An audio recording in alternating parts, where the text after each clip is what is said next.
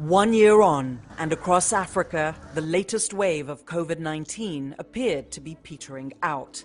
And there was another bright spot. The race for a vaccine against COVID-19 had been won. 2021 began with hope. The hope that newly approved vaccines would be deployed quickly around the world to turn the tide of the pandemic.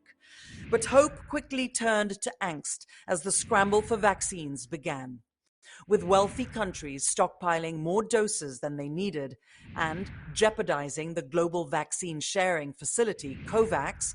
Africa was being asked to wait. Our people are dying. We have grandmothers that are dying. You can watch the Euro finals without a mask on. Okay, it's happening now, but we can't. And I cannot be here and not tell you we're disappointed. But rather than submit to the status quo, Africa took matters into its own hands, ushering in a new era of Pan-African collaboration. As part of the African Union's vaccine development and access strategy and its goal of vaccinating at least 70% of the population, the African Vaccine Acquisition Task Team was set up to ensure vaccine access for Africa's citizens. Africa would pool together its own resources and approach manufacturers and governments of wealthy nations directly to secure doses at reasonable prices. We want to approach this as a continent, and that's why AVAC was created. And I remembered at that meeting, President Ramaphosa said, go out there and be aggressive, find the vaccines, be unapologetic in fighting for the vaccines. In August of 2021, the African Union announced the start of monthly shipments to member states of 400 million vaccines. The single-dose Johnson & Johnson vaccine was selected for the first pooled procurement. The agreement with Johnson & Johnson was made possible through a $2 billion facility provided by the African Export-Import Bank, AfriExim Bank. President Bank is pleased to have been a partner to the Africa CDC, particularly during the last 2 years.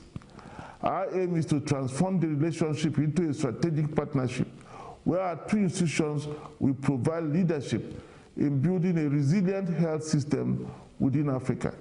It was also significant that these vaccine doses were being produced at the Aspen Pharmacare facility in South Africa as part of efforts by African countries to rally the world to support the waiver of certain intellectual property rights to allow more countries, especially the low and middle income earners, to produce COVID-19 vaccines. If we have a good candidate vaccine or a vaccine that has been proven to be successful or effective in any country, we are asking for intellectual property transfer so that they can be manufactured locally on the continent. Africa's vaccination strategy and economic rebuilding efforts received another shot in the arm.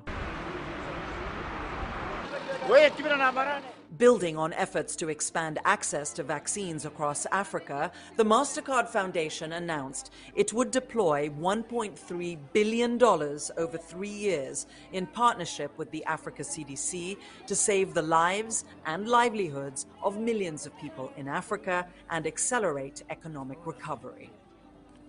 This partnership has 4 key priorities: to acquire vaccines for at least 50 million people, to support the delivery and rollout of vaccinations to millions more across Africa, to prepare the workforce for vaccine manufacturing in Africa, to strengthen the Africa CDC and enable it to undertake this historic initiative in partnership with countries.